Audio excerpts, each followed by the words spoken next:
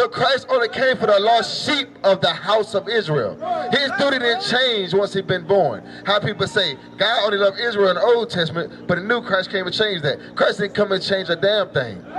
He came for his people. He said Christ's duty is to come save his people. Then he came to only teach his people, and then give me Acts 5:29 now. So he also walked and taught his people. This showing the right way to have faith on him, because he took away the law of sacrifice. Because a lot of times we believe he just came and healed everybody and came to do what he do.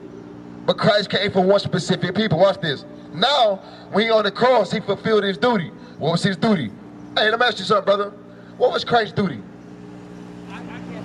You can't speak right now. You got to go to work right now. But you bought something. I know you got a little time. Just 2 minutes.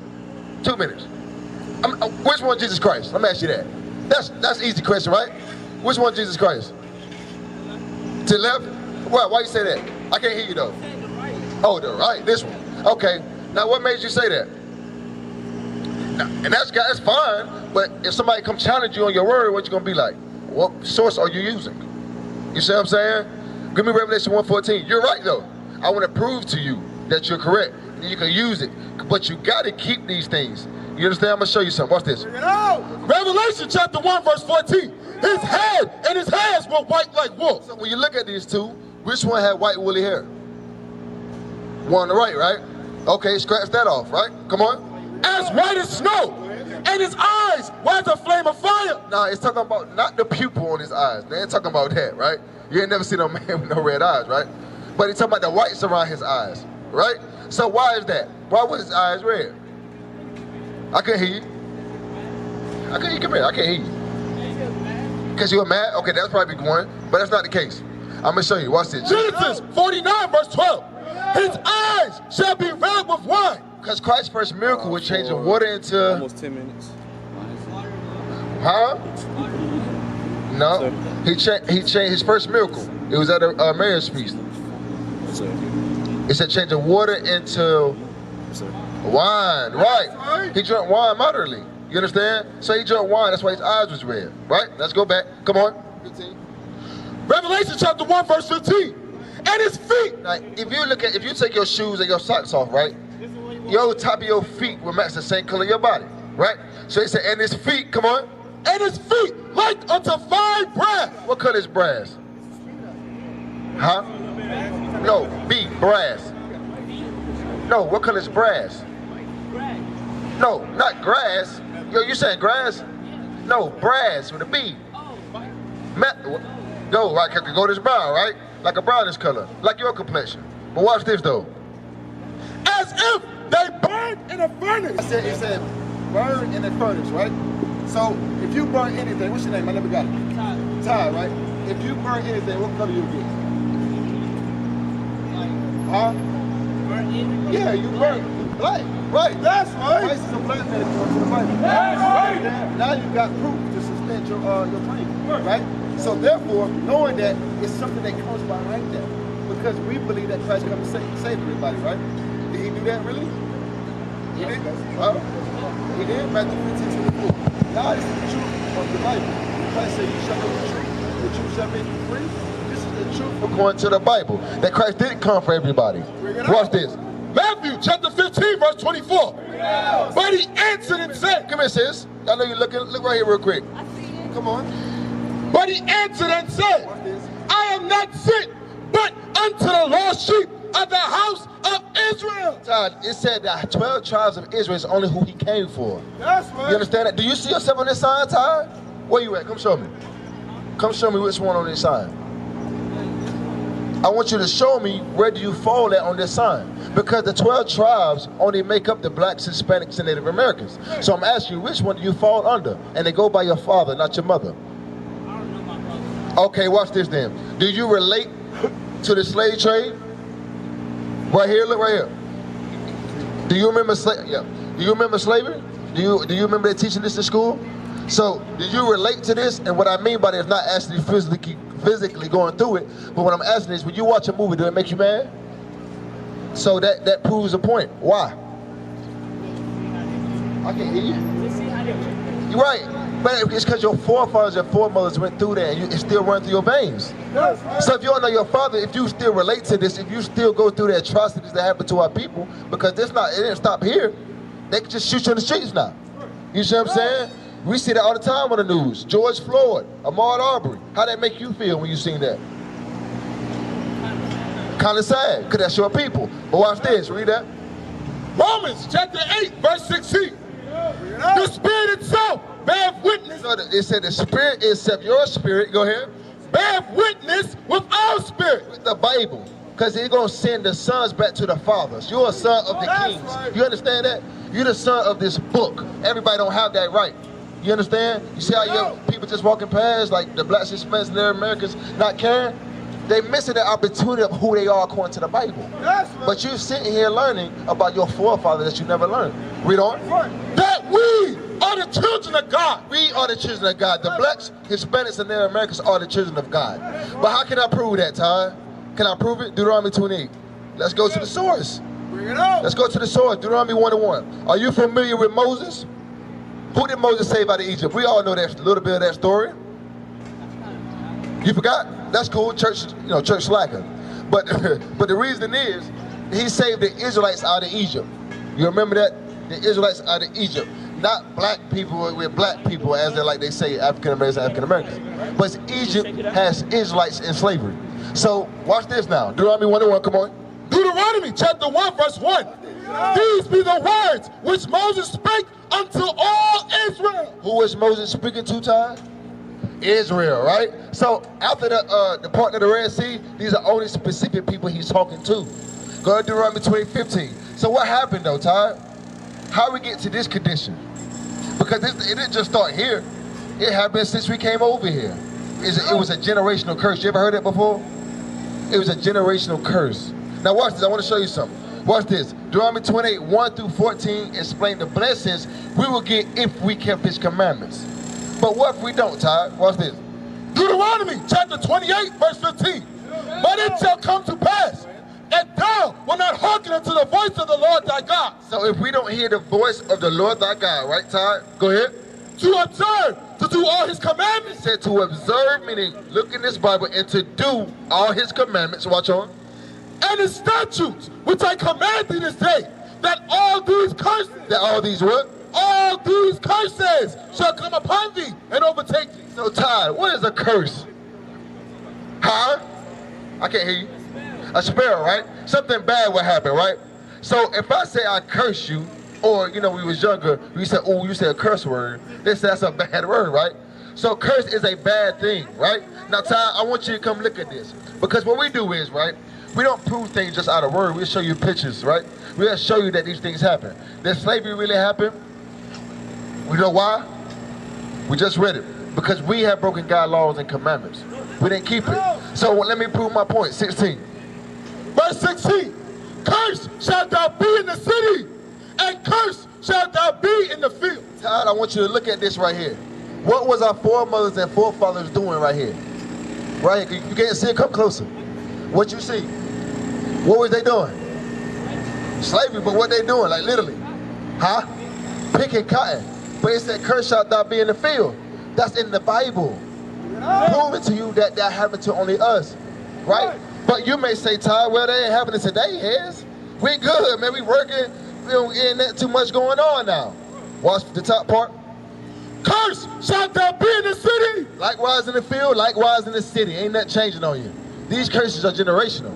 But you can stop it, Ty, by keeping God's laws and commandments. Right? 46. Verse 46. 17. And they shall be upon thee for a sign. So it says the curses shall be upon you, Todd. The blacks, Hispanics, and Native Americans. It says it shall be upon you for a sign. How do we know this South College Street? How do we know this South College Street? Look at the sign. The sign will tell you this is South College Street. Just like these signs of these curses will show how you are Israel, how you are Israelite. But watch this though, not just that, and they what? And a wonder. Why only these specific people died in the streets? Why are these specific people always on the news? Why is the blacks, Hispanics, and Native Americans is always getting killed and put in a bad light? Even amongst our own nation. The Haitians think we're lazy. Hell, we got people in Africa that thinks we're lazy, but we built this whole side. That's what the white man done. That's a curse upon us. But guess what? You can change that, Ty. You can change that. You can break that generational curse. Watch this, read on. And upon thy seed forever. Because it started here, right? It started here, and it's still upon you today. When they call us niggas this time, you still a nigga today. Ain't that change? You understand? If you're a black man, you're a monkey, porch monkey, you're a, give me something else. What else they call it? Specs, and spack'em, or whatever you call these things. They call you everything under the sun but God's name. But God said that's a curse upon you. But you can change it, Ty. Read on. Because thou servest not the Lord thy God. So the reason is, Ty, because we didn't serve our God. God is a black man, if you just didn't know. God is a black man. He said, because we serve our God, come on. With joyfulness and with gladness of heart. You ever had to do dishes for your mother? You ever do a chore for your mother? Do you do it with love and joyfulness and gladness of heart? Like, okay, mom, I'll go do it. Or did you have an attitude? You did respect, but in your mind you was upset, right? Likewise, that's what our forefathers and foremothers did with God's laws. They really didn't want to keep the fringes. They didn't want to keep our beard. You understand? Shalom, Israel. This is Bishop Nathaniel. I want you to know that you can view all our Sabbath classes live on IUIC TV. That's right, I said on IUIC TV. Download the app today. Shalom.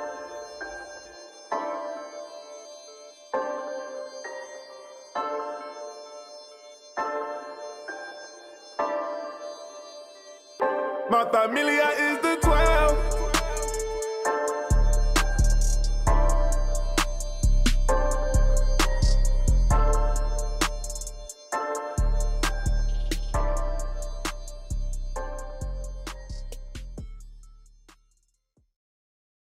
Read on.